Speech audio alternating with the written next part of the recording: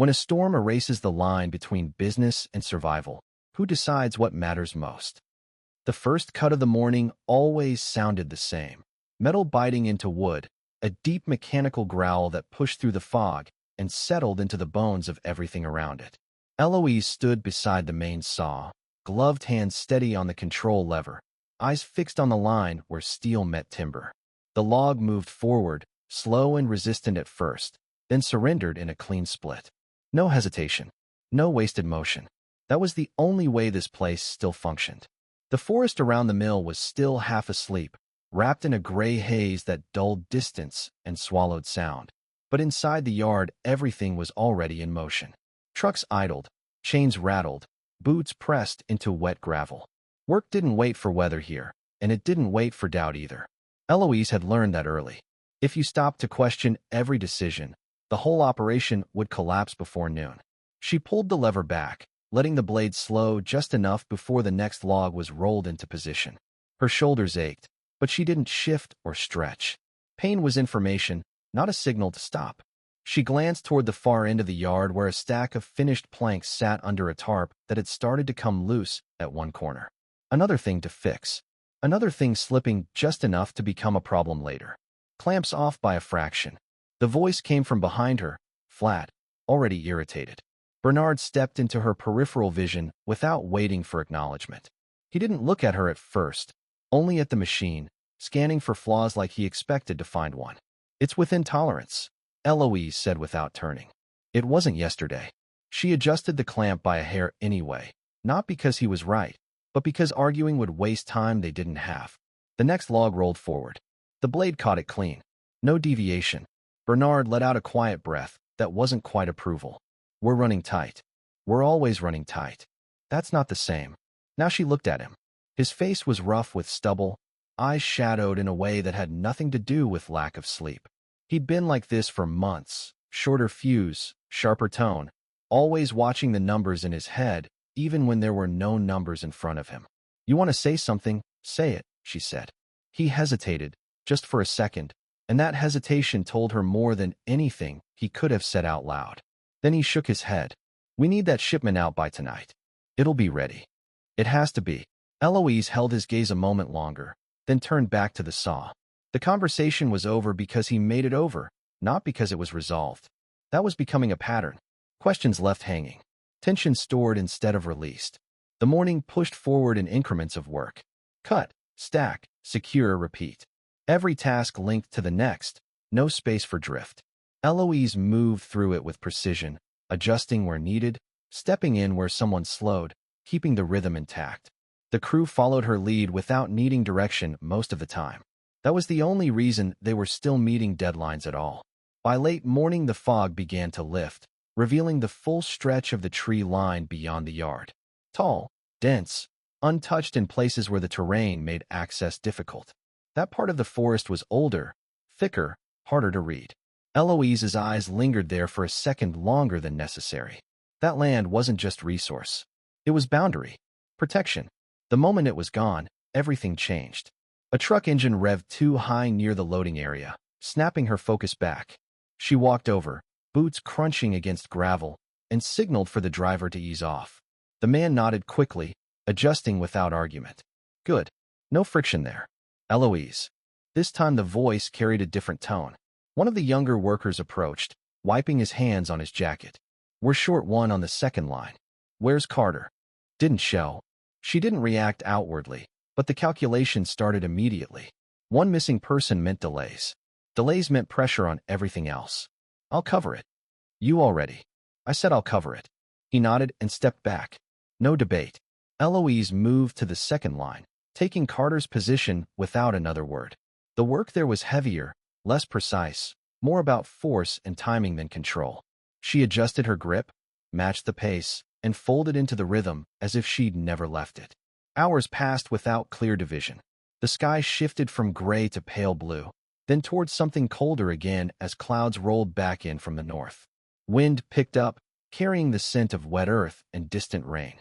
Not immediate, but coming. Everything out here was always coming.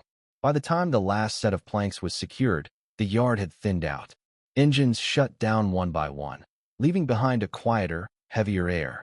Eloise stood near the loading ramp, checking the final straps herself. No room for mistakes at this stage. Not anymore. Bernard approached again, slower this time. Less edge in his movement, but not less tension.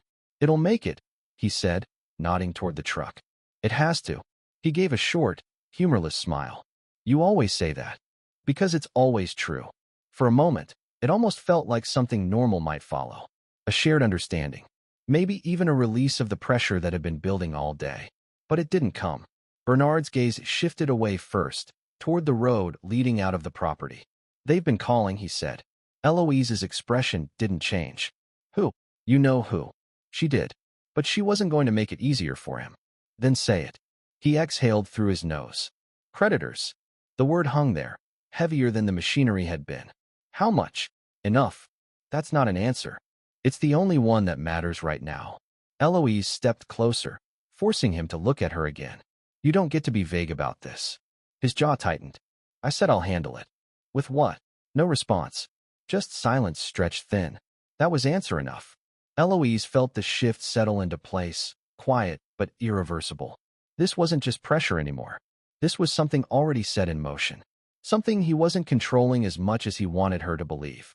"You don't make deals without telling me," she said, voice lower now, more controlled. "I didn't." "Don't." She cut him off before the lie could form fully. "Whatever you did, we deal with it together. Or not at all." He looked at her then, not with defiance, but with a hollow kind of exhaustion. He didn't promise anything. He just reached for the ledger on the edge of the desk, his fingers lingering on the spine for a second too long.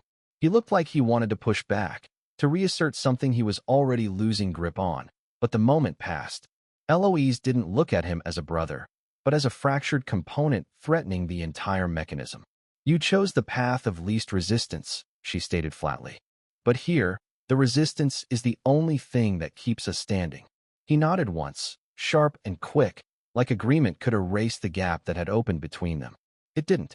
The truck pulled out minutes later, tires cutting through the damp ground as it disappeared down the narrow road leading away from the mill. Eloise watched it go until it was out of sight.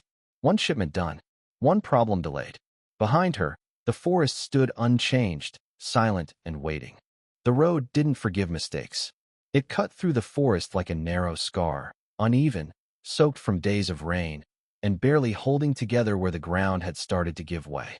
Eloise drove it without thinking, one hand steady on the wheel of the old pickup, the other resting near the gearshift, ready to react before the truck even needed it.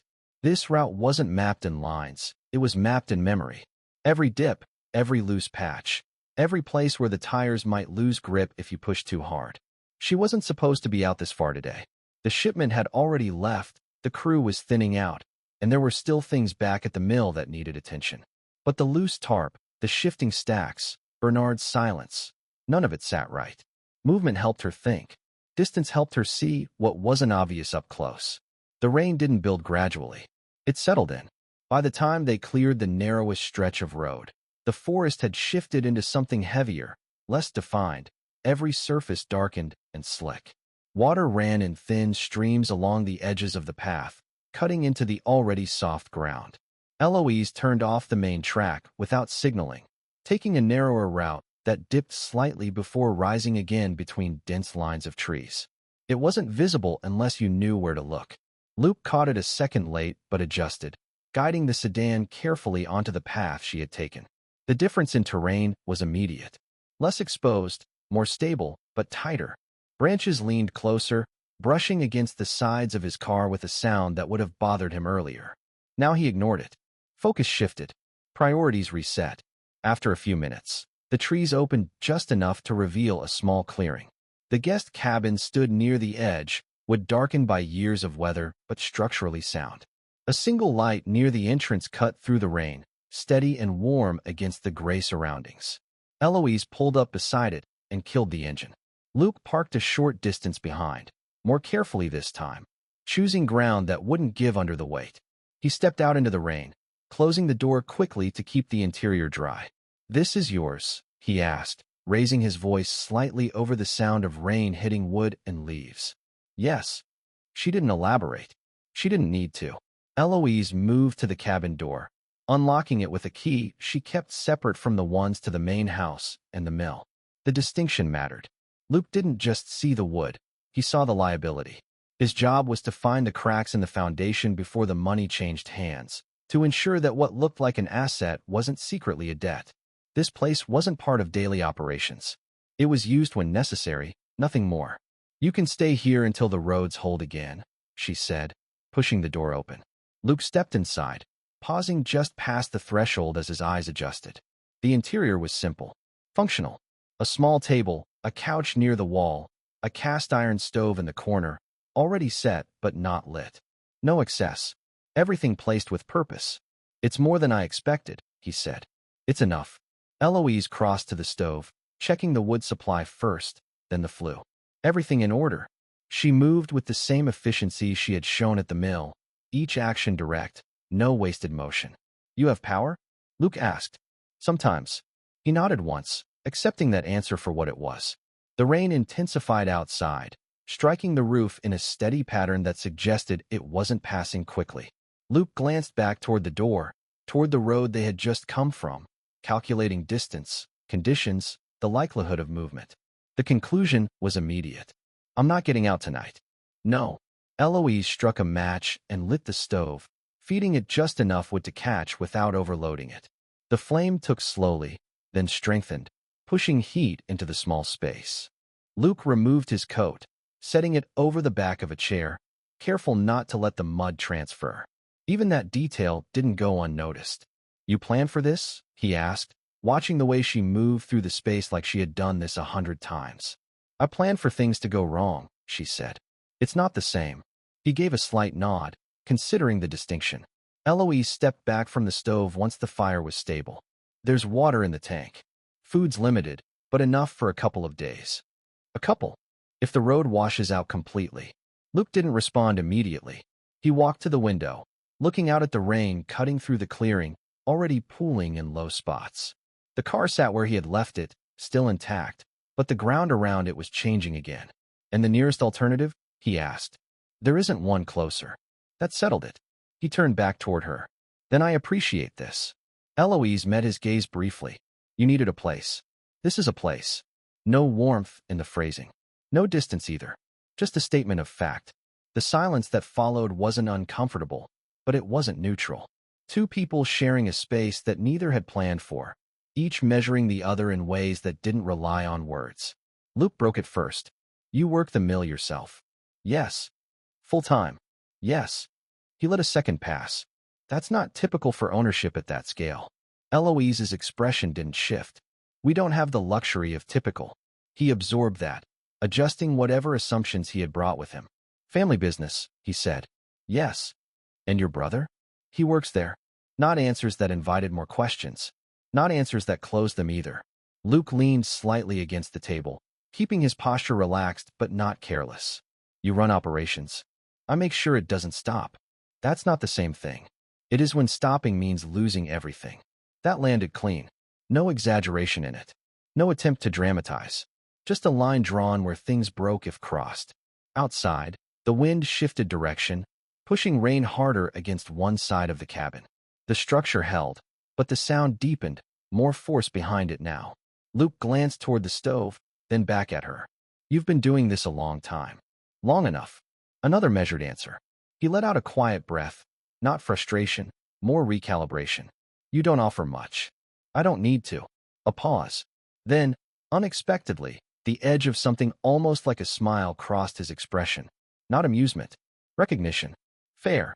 Eloise moved to the small cabinet near the wall, pulling out 2 metal cups and setting them on the table. She filled them from a container without asking if he wanted one. It wasn't a question. It was provision.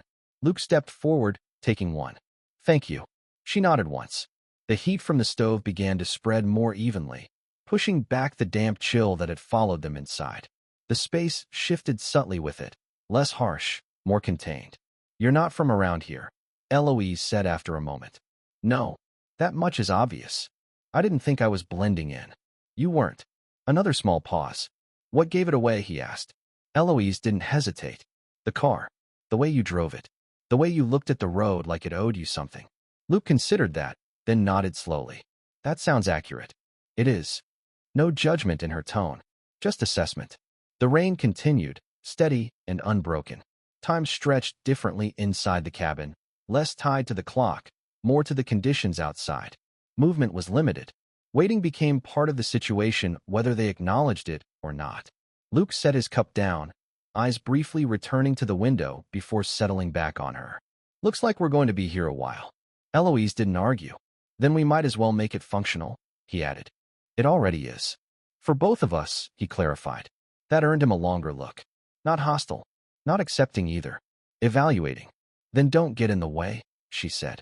Luke inclined his head slightly. I won't. Outside, the storm held. Inside, the balance shifted, subtle, not yet defined, but no longer fixed in place. Morning didn't arrive with light. It arrived with sound. Rain had never stopped. It softened for a few hours during the night, then returned with steady pressure, turning the ground outside into something unstable again.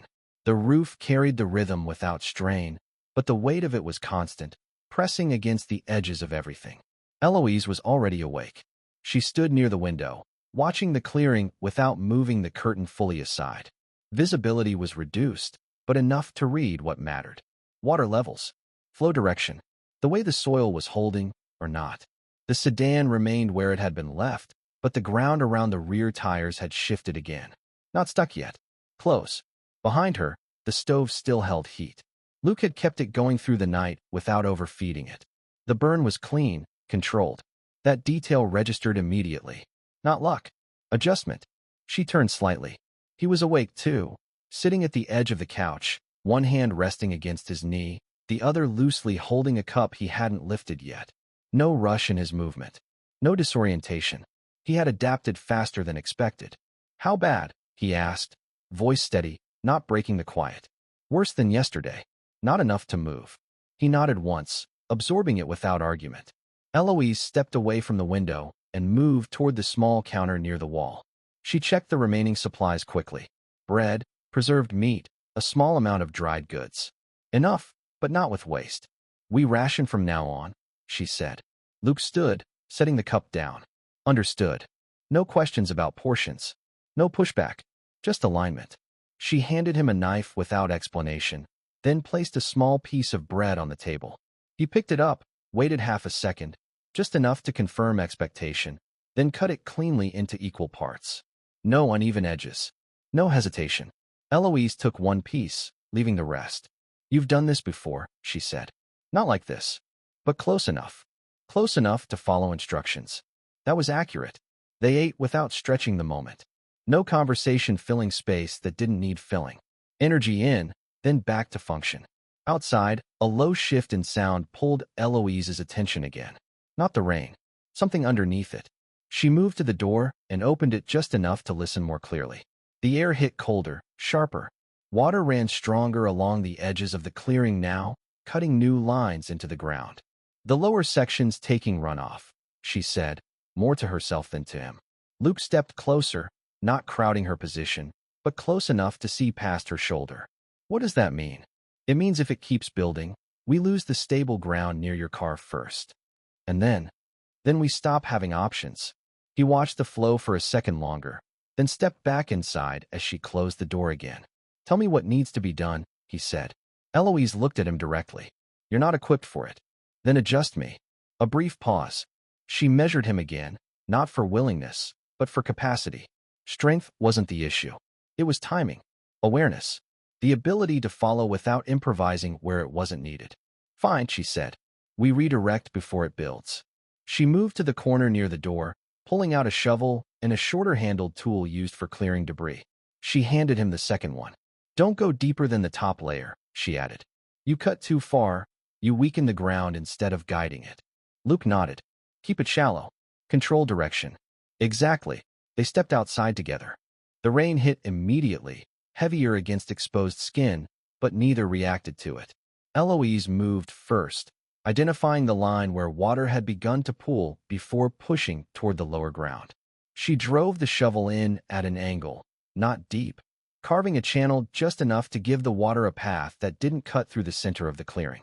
Luke followed her lead, positioning himself where she indicated without needing repeated direction.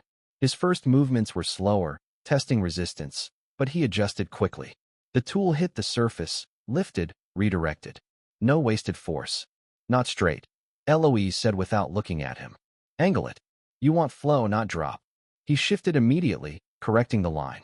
The water responded within seconds, changing course slightly, following the new path instead of pushing forward into the softer ground near the car. They worked in sync after that. No overlap. No collision of effort. Each adjustment built on the last, small changes creating a controlled pattern instead of a scattered response. Time compressed into motion. By the time Eloise stepped back to assess, the immediate pressure point had shifted. Not gone. Managed. For now, she said. Luke planted the tool into the ground, leaning on it slightly, breathing controlled but heavier than before. How long does for now last? Until the rain changes or stops. He glanced up at the sky, though the canopy and cloud cover made it impossible to read anything useful. So we monitor. We adapt. A slight difference. He didn't miss it. They returned inside without further discussion, both tracking mud and water across the threshold, but not stopping to address it immediately. Priorities held. Clean later. Stabilize first. Eloise moved back to the window. The channel held. Water followed the path they had cut, reducing pressure where it mattered most. Behind her, Luke removed his coat again, setting it in the same place as before. Consistency, not habit. Choice. You didn't have to help, she said after a moment. I did if I want my car to still be usable. That's not the only reason. He didn't answer right away. When he did, his tone stayed even. No, it isn't. Eloise turned slightly, not fully facing him this time. Then what is? Luke met her gaze without deflection. Because standing still while something breaks isn't efficient. A practical answer. Not the whole one. Eloise held it there for a second, then gave a small, almost imperceptible nod. Enough. The stove needed attention. She crossed the room and added a measured amount of wood, adjusting the airflow to maintain a steady burn. The heat rose again, pushing back the cold they had brought in with them. Outside, the rain continued, but the pattern had shifted slightly. Less force, more consistency. Not ending. Stabilizing. Inside, the balance shifted with it. Not trust. Not yet. But something closer to alignment than before. The rain settled into a steady pattern that no longer demanded immediate reaction but refused to release its hold. It wasn't weakening. It was maintaining. That made it harder to predict. Sudden changes were easier to respond to. This kind of consistency forced patience, and patience created space for things people usually avoided. Inside the cabin, the air had warmed enough to dry the edges of their clothes. The mud near the entrance had begun to set, no longer spreading with each step. Small stabilizations. Temporary, but real. Eloise moved through the space with the same measured rhythm as before, but the urgency had shifted. Immediate threats were handled. Now it was about sustaining position. She checked the window again, then stepped back without comment. Luke was at the table, turning a small metal object between his fingers, a lighter, unlit. Not distraction. Thought. His attention shifted the moment she moved. How long before the mill feels this? He asked. Eloise didn't answer immediately. She leaned against the counter, arms loosely crossed, running the calculation fully before speaking. If it holds like this a day, maybe less, she said. Supply road will soften first. Then deliveries stall. And the crew? They'll keep working until they can't. That's not sustainable. No, she agreed. The word carried weight. Not argument. Recognition. Luke set the lighter down, aligning it with the edge of the table without looking at it. Precision in small things again. You're operating on margins that don't allow interruption. Yes. And now you have one. Yes. No attempt to soften it. No denial. He leaned back slightly, shifting his posture without breaking focus. Then the question isn't how to avoid it. It's how to absorb it. Eloise watched him for a second. You talk like that's simple. It's not simple. It's necessary. Those aren't the same thing. No, he said. But one decides the other. Silence settled again, but it wasn't empty. It carried direction. Eloise pushed off the counter and moved to the small shelf near the wall, pulling down a worn notebook. She set it on the table, flipping it open without hesitation. Pages filled with tight, controlled writing. Numbers, short notes, delivery marks. No wasted space. Luke stepped closer, not reaching for it, just observing. You track everything manually, he said. Yes. No digital backup. No signal. He nodded once. That aligned. Eloise turned a few pages, stopping where recent entries clustered closer together. Last 3 shipments barely cleared costs, she said. Next one was supposed to stabilize. And now it's delayed. Yes. Luke's gaze moved across the page, not reading every line, but understanding structure. Input, output, gaps, pressure points. You're not just maintaining, he said. You're holding against loss. Eloise didn't respond. She didn't need to. He looked up at her. That changes the timeline. It already has. Another pause. Luke shifted slightly, one hand resting against the back of the chair, grounding his stance. If the delay extends past 2 days, what breaks first? Eloise answered without checking the notebook. Fuel, then labor. And after that, everything else follows. No exaggeration, just sequence. Luke absorbed it, then nodded once, decision forming in the space between thought and action. Then we don't let it reach that point. Eloise's expression sharpened slightly. You don't get to decide that. I get to influence it. With what? He didn't answer immediately. Not because he didn't have one, but because the answer itself required timing. He shifted instead, redirecting. What resources do you have access to outside the mill? Minimal. Be specific. She held his gaze for a second longer than necessary, then answered anyway. Local contacts. Limited equipment. No external financing. No lines of credit? No. That's intentional. Yes. He nodded again, slower this time. Independence over flexibility. Control over risk. Until risk exceeds control. That's always the case, she said. Luke didn't argue. He didn't agree either. He just stored it. Outside, the rain shifted again, lighter now, but still consistent. The sound against the roof softened slightly, changing the tone inside the cabin without fully easing the pressure. Eloise closed the notebook and set it aside. You're asking a lot of questions for someone passing through. Luke met that directly. I'm not passing through anymore. For now. For as long as this holds. She didn't challenge it. Instead, she moved toward the stove again, adjusting the airflow with small, precise movements. The flame responded immediately, steadying. Luke watched her for a moment, then spoke again, tone unchanged. You don't like variables you can't control. No. And I'm one of them. Yes. A brief silence followed that, but this time it carried something closer to clarity than tension. Luke picked up the lighter again, then set it down in the same place. Then let's reduce that variable. Eloise turned slightly. How? I don't interfere with your process, he said. I support it where you direct. That's already happening. Then I make it predictable. You already are. A small shift in his expression. Not surprise. Recognition.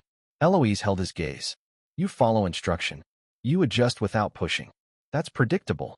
And acceptable. She didn't answer immediately. Then, for now, that was enough. The balance between them settled into something more defined. Not trust, not reliance, but a working alignment that didn't require constant correction. Outside, the rain eased another fraction, but the ground still held everything it had taken. Nothing released yet. Inside, the pressure shifted again, not outward, not resolved, but contained in a way that could hold, at least for the moment.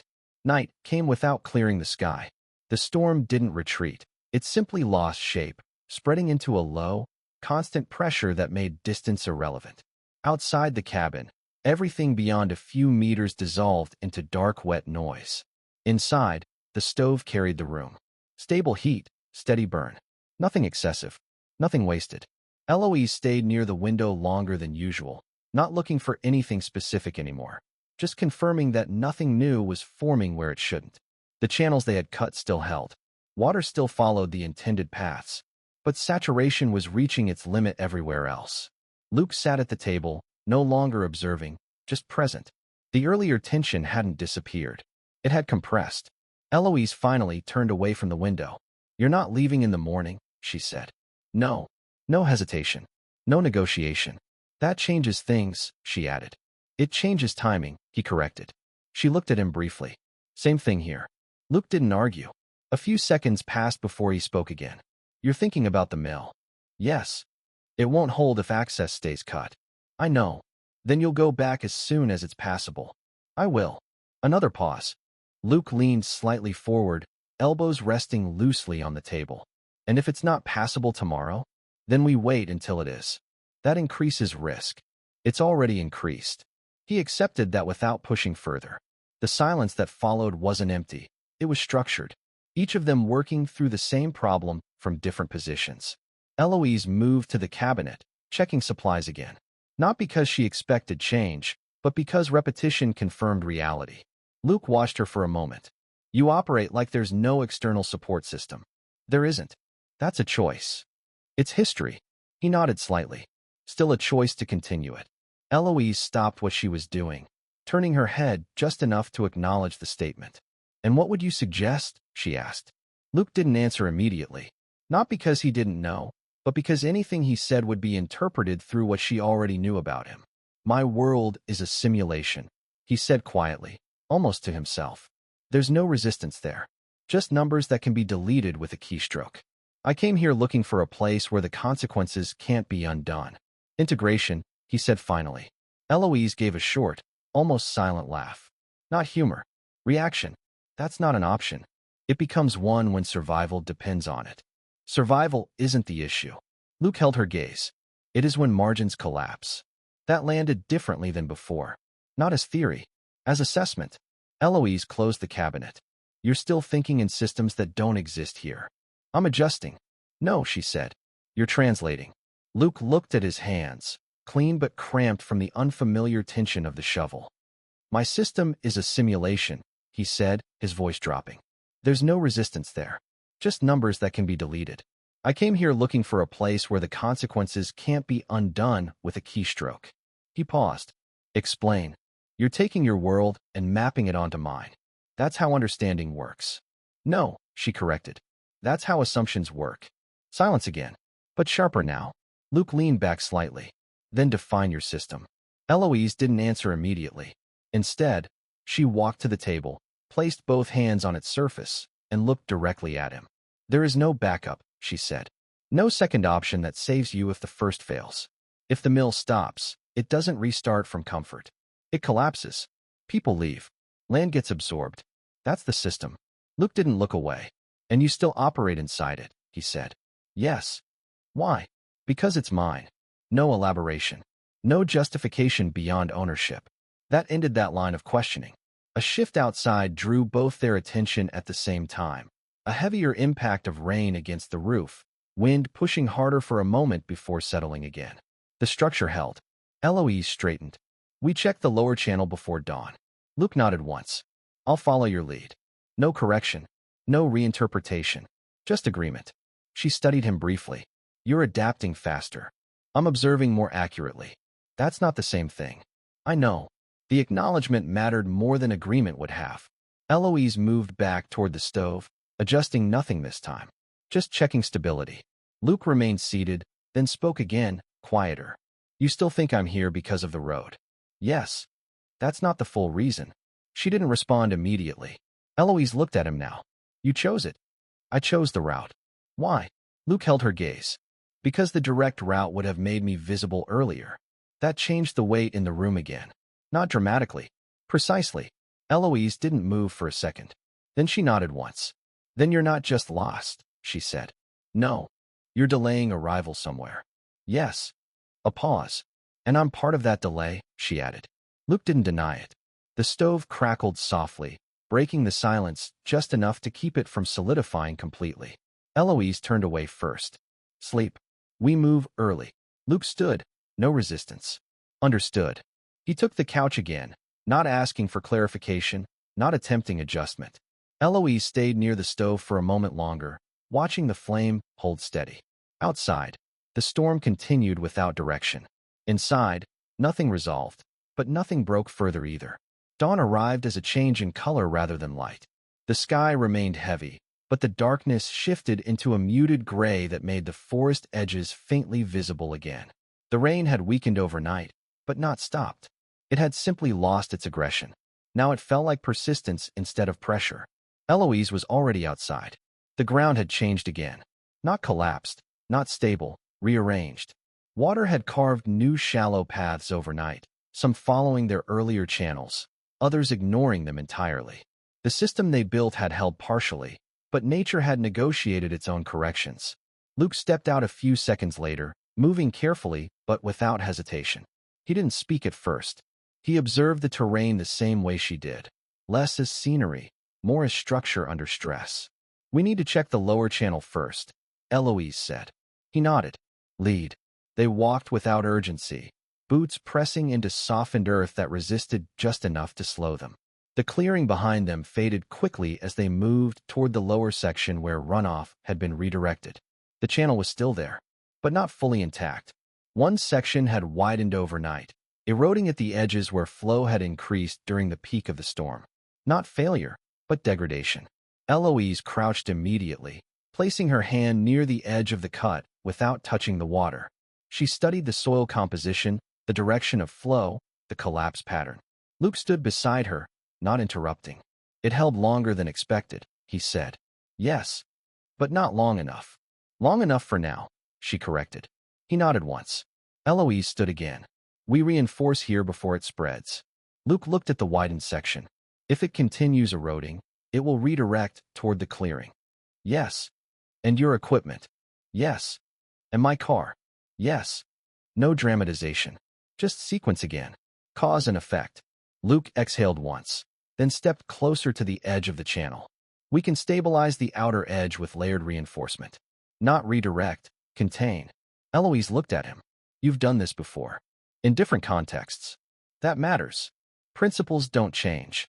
Eloise didn't respond immediately. Then she nodded once. "Show me." They worked side by side again, but this time the task required adjustment in approach. Not just guiding flow, but preventing lateral expansion. Luke took position where she indicated, following her direction without trying to optimize beyond it. He pressed the shovel into the softened edge, not deep, reinforcing the boundary with compacted soil rather than carving new channels. Eloise mirrored the motion on the opposite side, ensuring symmetry of pressure rather than direction. "Too deep weakens it," she reminded. "I know. Too shallow does nothing." "I know that too." No friction in his response. Just confirmation. The work progressed in controlled increments. Small adjustments. No large movements. The goal was stability, not perfection. After several minutes, Eloise stepped back first. Luke followed immediately. The channel didn't look stronger. It looked contained. That was enough. "For now," he said again. Eloise gave a short nod. "For now." They began walking back toward the cabin, slower now, assessing secondary runoff paths as they went. Luke broke the silence first. "You didn't ask about the property again." "I already know enough." "That's unlikely." Eloise stopped walking. Luke stopped with her. She turned slightly. "You're here under conditions you haven't fully explained. You're connected to evaluation work you haven't defined. And you chose a route that avoided visibility. That's enough to understand risk." Luke held her gaze. "Not intent." "No," she agreed. "Not intent." A pause. "That's still missing," she added. "Yes." They resumed walking. The cabin came into view again as they cleared the trees. Smoke from the stove had settled into the damp air above it, thin but steady. Inside, the space felt unchanged, but the atmosphere had shifted. Not tension exactly, awareness. Luke removed his jacket, hanging it in the same place as before. Eloise noticed the consistency again, but didn't comment. Instead, she checked the stove, then the remaining supplies. Routine confirmation. "We can move to the mill by midday," she said. Luke looked up. "Conditions allow that." "Marginally." He nodded. "Then we go." No discussion. No delay. Eloise paused briefly. "If it fails, we stop immediately." "It won't fail," he said. "That's not what I asked." Luke met her gaze. Understood. That was the closest they had come to agreement without alignment collapsing into assumption. Outside, the rain continued at a reduced pace, but the land beneath it remained unstable, as if waiting for the next shift rather than recovering. Inside, preparation replaced reaction. Not resolution, not safety, just controlled movement into the next phase. By midday, the forest had changed again. The rain had not stopped, but it had lost authority. It fell in uneven intervals, as if the sky itself was reconsidering its pressure. The ground, however, did not reset with it.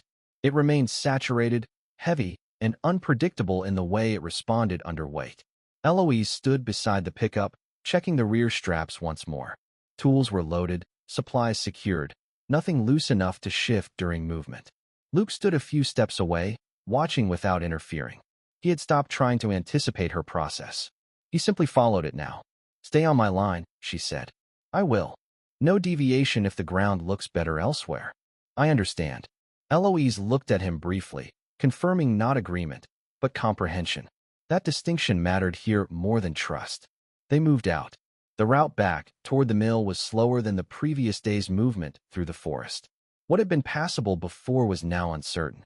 Sections of road had softened into shallow depressions where water collected and refused to drain. Eloise led without hesitation. Luke followed at a controlled distance, matching her speed precisely. No attempts to overtake, no attempts to optimize, just replication of her choices. At one bend, the road narrowed where a section of embankment had partially collapsed. Eloise stopped the truck immediately. Luke stopped behind her. She stepped out. He followed. The edge of the road had broken unevenly, soil sliding into the lower ground below. It wasn't fully impassable, but it required caution. One wrong angle would widen the collapse. Eloise studied it without speaking. Luke approached slowly. "We can cross if we distribute weight toward the upper side." She looked at him. "You're confident." "I'm precise." "That's not the same." "No," he agreed. "But it works here." A pause. Eloise stepped back slightly. "Show me." He moved first, positioning his foot carefully on the more stable section, testing compression before committing weight. Then he adjusted the angle of his approach, guiding himself along the upper edge of the road rather than through its center. "Don't rush the rear wheels," he said. "Let them follow the same line." Eloise watched, then returned to the truck. She drove forward slowly, matching his path exactly. The vehicle shifted slightly as it crossed the unstable segment, but the load remained balanced. No collapse followed. They cleared it. Eloise stopped once they were fully across. Luke stepped out again. "That worked," he said. "It held," she corrected. He nodded. "Same outcome. Different meaning." He didn't argue. They continued. By the time the mill came into view, the air had shifted again. Not clearer, but more familiar. Structures emerged through the trees, sheds, stacked timber, the outline of the main cutting area. But something was wrong before they even reached it.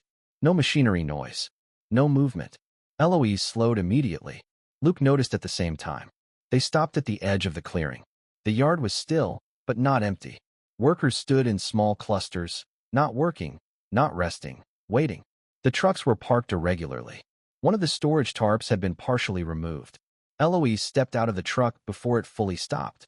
"Something's wrong," Luke said. "I see it." They moved forward together.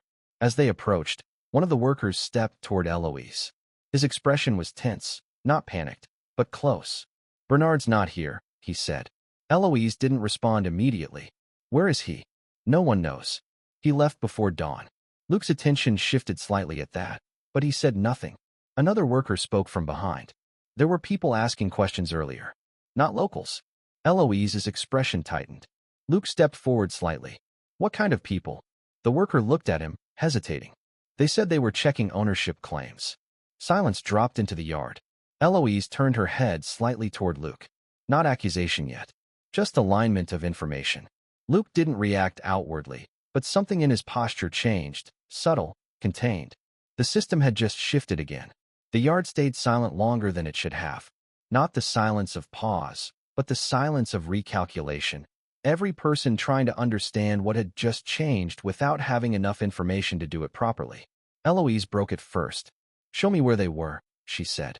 The worker hesitated, then pointed toward the main office building near the edge of the yard. The door was slightly open, which was already unusual. Nothing stayed open here without reason. Eloise walked immediately. Luke followed. Inside, nothing looked destroyed. That was the first wrong detail. If someone had come to force something, there would be disorder. Instead, everything was too controlled. Papers slightly shifted, drawer not fully closed, the kind of precision that didn't belong to locals or accident. Eloise moved to Bernard's desk. Empty. Not just of presence, of intention. A folder was missing. One specific section of documents had been removed cleanly, without tearing or scattering. Luke stopped at the doorway, observing without entering further. "This wasn't a search," he said.